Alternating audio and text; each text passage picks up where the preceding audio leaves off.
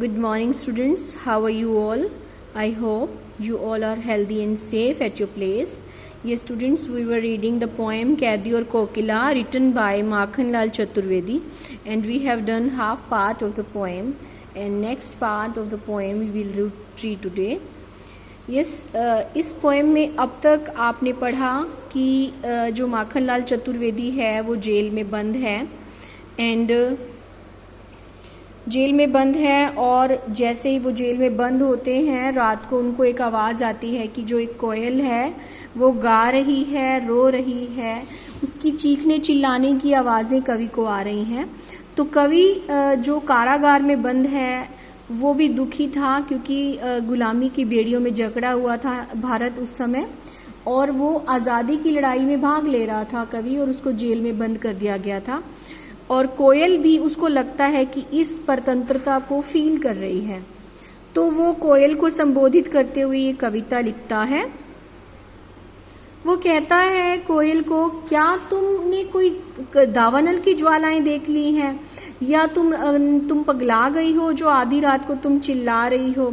फिर कवि अपने इस स्टैंजा में कवि अपने जेल में जो उन पर अत्याचार किए जा रहे हैं उनका वर्णन करता है।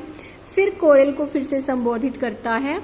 फिर क्या कहता है ये हम अगले पैरा में पढ़ेंगे। देखिए, काली तू रजनी भी काली, शासन की करनी भी काली। अब कोयल को संबोधित करता है, हे कोयल तू काली है, रजनी भी काली, रजनी मीन्स रात, और ये रात भी काली है, शासन की करनी भी काली। कौन सा शासन? ब्रिटिश शासन, जिसके अंडर उस समय भारत था। तो ब्रिटिश शासन की जो करनी है वो भी काली है। काली लहर कल्पना काली, मेरी काल कोठरी काली। जो लहर चल रही है, जो वातावरण जैसा फैला हुआ है वो भी काला है, कल्पना काली। और हमारे मन में इतना अंधकार भर चुका है कि हमें जो कल्पनाएं होती हैं मन में वो भी काली होती हैं, वो भी निराशा से भरी होती हैं। अब काला जो है यहाँ पर निराशा का प्रतीक है, ये वाला वर्ड काला वर्ड जो है निराशा का प्रतीक है। मेरी काल कोठरी काली, जिस काल कोठरी में मैं रहता हूँ वो भी काली है। ये कवि अपने बारे में बोल रहा है। टोपी काली कमली काली, टोपी जो कैदियों को एक यूनिफॉर्म दी जाती है उसमें एक टोपी भी होती है जिसका रंग काला है। कमली, और एक कंबल दी जाती है, कमली होता है कंबल। मेरी टोपी और मेरा कंबल भी काला है। मेरी लोह श्रृंखला काली, कवि को लोहे की श्रृंखला यानी जंजीर से बांधा गया है, तो कवि कहता है वो भी काली है। पहरे की हूं कृति की ब्याली, पहरे की हूं कृति की ब्याली, तिस पर है गाली है आली। पहरे यानी पहरेदार की, हूं कृति यानी हुंकार। पहरेदार होते हैं ना, जेल में पहरा दे रहे होते हैं तो वो हुंकार लगाते हैं थोड़ी थोड़ी देर में। जिनकी जो हुंकार है ब्याली, ब्याली यानी सर्पिणी नागिन, तो ब्याली मीन सर्पिणी या नागिन होता है। तो कवि जो है वो पहरेदार की हुंकार को नागिन की हुंकार के समान बताता है। तिस पर है गाली ए आली, ए आली, आली मीन सखी, हे सखी, उस पर वो गालियां भी देते हैं। तो कवि अपनी वहां पर कंडीशन का वर्णन कर रहा है कि पहरेदार की जो हुंकार होती है वो नागिन की तरह होती है और उस पर वो हमें गालियां भी देते हैं।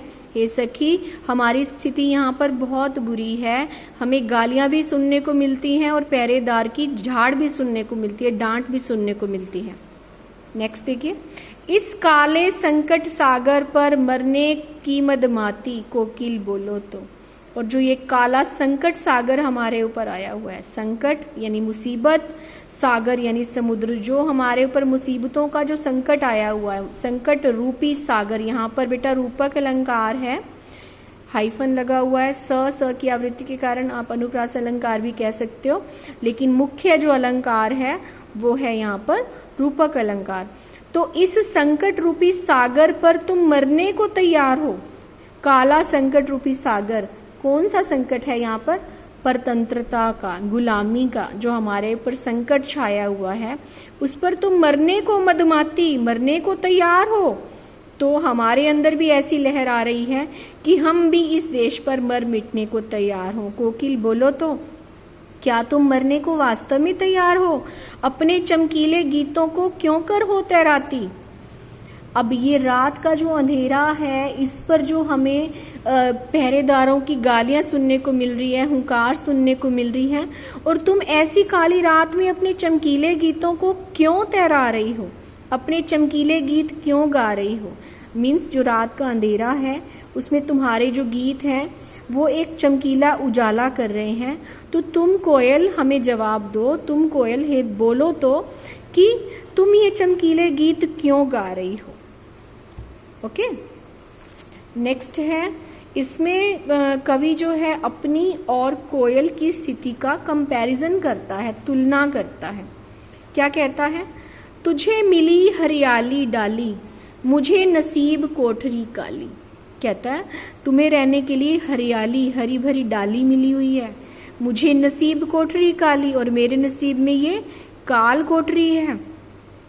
तेरा नभ भर में संचार, नभ यानी आकाश, तुम्हारा संचार पूरे आकाश में होता है, यानी तुम पूरे आकाश में संचार कर सकती हो, विहार कर सकती हो, उड़ सकती हो। मेरा 10 फुट का संसार, लेकिन मेरा संसार इस 10 फुट की काल कोठरी तक सिमट कर रह गया। जिस कमरे में वो रह रहा है ना, वो 10 फुट की है। तो कहता है मेरा जीवन तो इसी 10 फुट के कमरे में सिमट कर रह गया, मेरा संसार तो सिर्फ 10 फुट का है, जबकि तुम पूरे आकाश भर में विचरण करती हो, उड़ सकती हो। तेरे गीत कहावे वाह, जब तुम गाती हो तो लोग क्या कहते हैं, वाह, यानी तुम्हारे गीतों पर तुम्हें वाह वाही मिलती है। रोना भी है मुझे गुनाह, और मैं रोता भी हूं तो उसे गुनाह माना जाता है। क्यों कह रहा है कवि, क्योंकि वो इस समय जेल में है। और कवि कहता है तुम्हारे गीतों पर तुम्हें वाह वाही मिलती है, और जबकि मेरा रोना भी गुनाह माना जाता है। देख विषमता तेरी मेरी, हे कोयल तेरे और मेरे जीवन में विषमता देखो, कितना डिफरेंस है, कितनी विषमता है हम दोनों के जीवन में। बजा रही तिस पर रणभेरी, यानी मेरे मन में इतनी अच्छी भावनाएं भरी हुई हैं देश के प्रति कि इतना सब होने पर भी कि मैं गुलाम हूँ, मुझे कैद कर लिया गया है और मेरे ऊपर इतने अत्याचार किए गए हैं, लेकिन मेरे मन में फिर भी उत्साह भरा हुआ है और मेरा मन जो है रणभेरी बजा रहा है। रणभेरी होता है, रण होता है युद्ध, भेरी मीन्स नाद, युद्ध का शंखनाद, रणभेरी को बोला जाता है युद्ध का शंखनाद। यानी मेरा मन अभी भी युद्ध के लिए तैयार है, युद्ध का शंखनाद बजा रहा है मेरा मन।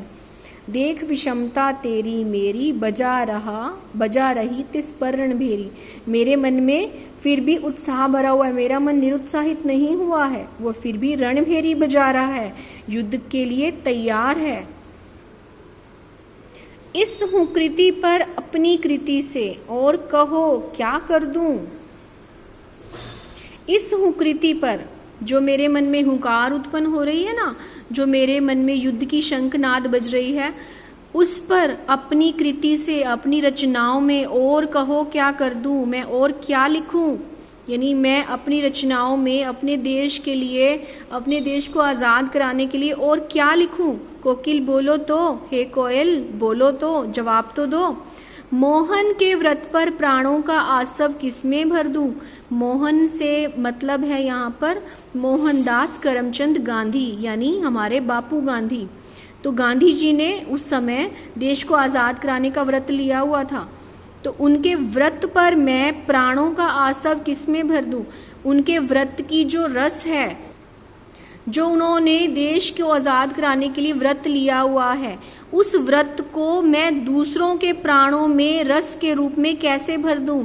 यानी मैं ऐसा क्या करूं कि जो मोहनदास करमचंद गांधी का व्रत था, उन्होंने जो देश को आजाद कराने का व्रत लिया है, ऐसा ही जो रस है वो दूसरों के प्राणों में भर जाए। तो ऐसा मैं कैसे करूं कि दूसरे भी उस व्रत के लिए उत्साहित हो जाएं। हे कोयल मुझे जवाब दो। तो यहाँ आपकी पोएम जो है ख़त्म होती है। आई होप आपको समझ में आ गई होगी। तो ये माखनलाल चतुर्वेदी द्वारा रचित पोएम है, कविता है, और इसमें उन्होंने देश को आज़ाद करवाने के लिए अपनी जो भावनाएं थी उनका वर्णन किया है, और संबोधित किसे किया है, एक काले रंग की कोयल को। So students, I hope you all understood. Thanks for watching. Have a nice day.